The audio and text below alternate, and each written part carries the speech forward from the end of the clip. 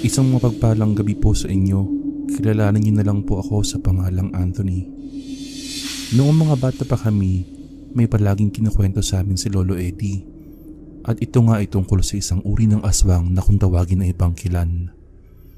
Reserve Army si Lolo noong panahon ng mga Hapon. Kumbaga, kasagsagan po ng pananakop ng Hapones, meron daw isang pangyayari na talagang nagpatunay sa kanila ng mga aswang ay totoo.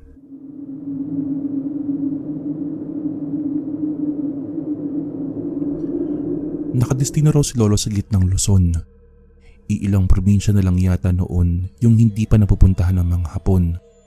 At isa na nga roon yung location ni Lolo Eddie.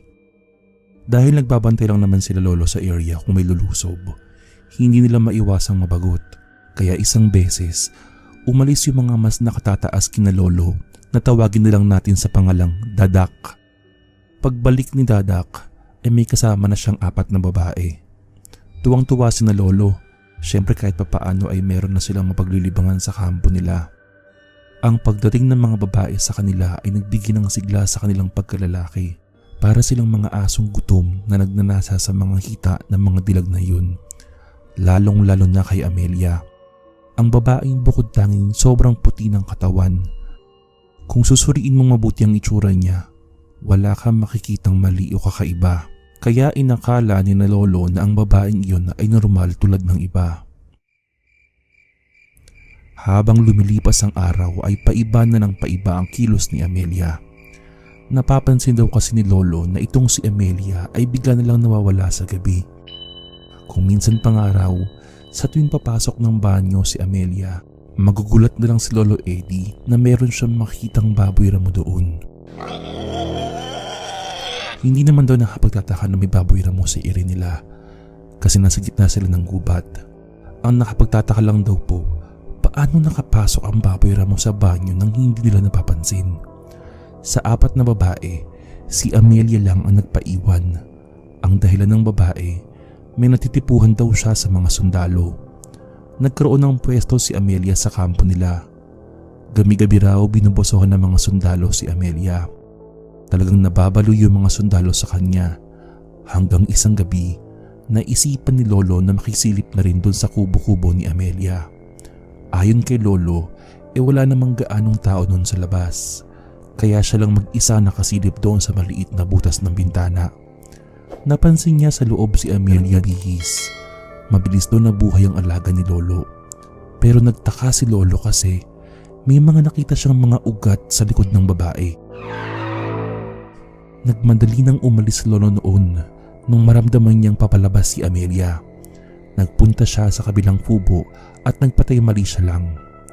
Pagtingin ni Lolo Eddie doon sa may kubo ni Amelia, nakita na lang niya na merong lumabas doon na baboy ramo. Tumakbo yung baboy ramo palayo. Bumalik si Lolo sa tapat ng kubo ni Amelia para silipin siya roon. Pero ganoon na lang po ang gulat ni Lolo nang malamang wala na sa loob si Amelia. Kinilabutan si Lolo dahil ang una niya pong naisip ay baka aswang si Amelia. Kinaumagahan ay minabuti niyang obserbahan na lang si Amelia. Hindi na muna niya sinabi sa mga kasamahan niya ang nangyari. Nagkakutob si Lolo na parang alam ni Amelia na nag-oobserba siya. Bigla raw kasi siyang kinumpronta ni Amelia at pinagsabihan siya na manahimik. Hindi matukoy noon ni Lolo kung anong ibig sabihin ni Amelia, pero isa lang ang nasisiguro niya. May itinatago si Amelia na hindi maganda. Dumating sa puntong nakatanggap na ng balita sila na Lolo na malapit na silang matuntun ng mga Hapon, pero hindi sila umalis sa kampo nila.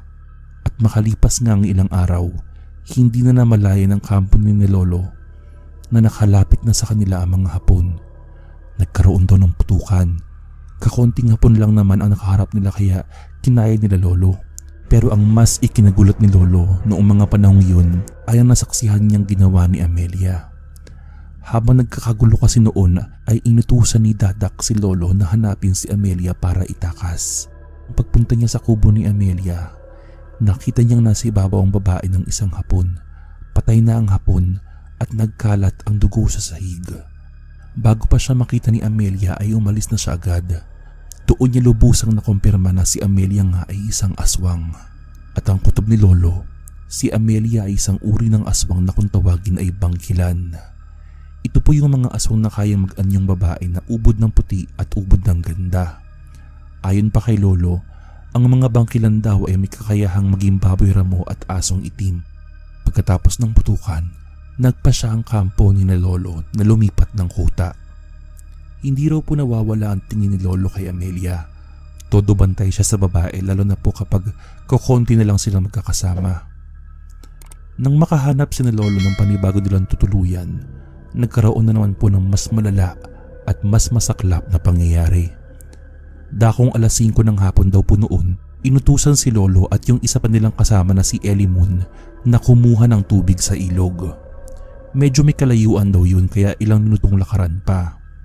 Bago sila umalis sa panibagong kampo nila, napansin daw ni Lolo na may isinubong itim na bilog si Amelia kay Dadak.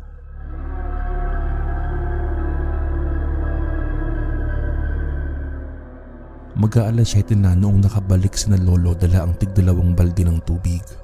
Pero malayo pa lang sila ay natanaw na kaagad nilang dalawa na yung mga kasama nila ay nakahandusay sa lupa.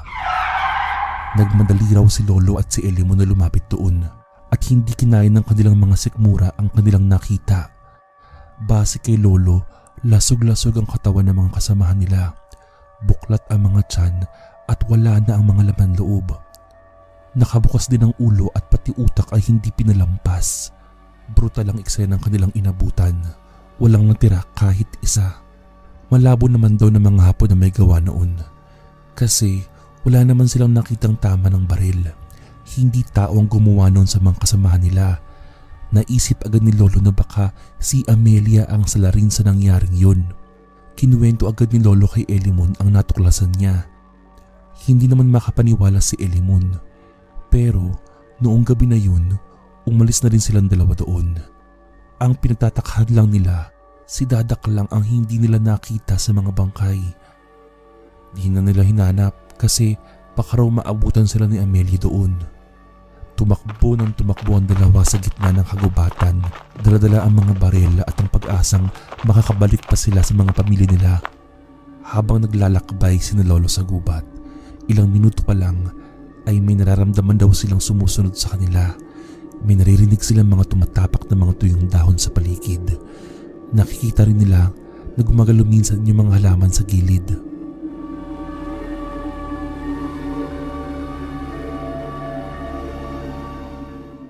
Hindi na mapakali si na Lolo noon kaya hinanda na nila yung mga baril nila.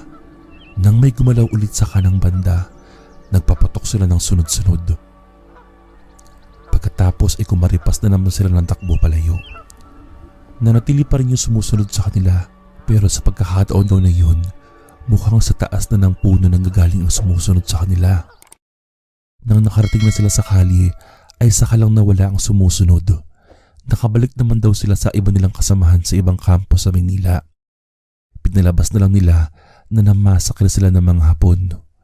Dahil alam nila na wala namang maniniwala kung sasabihin nilang aswang ang pumatay sa mga kasamahan nila.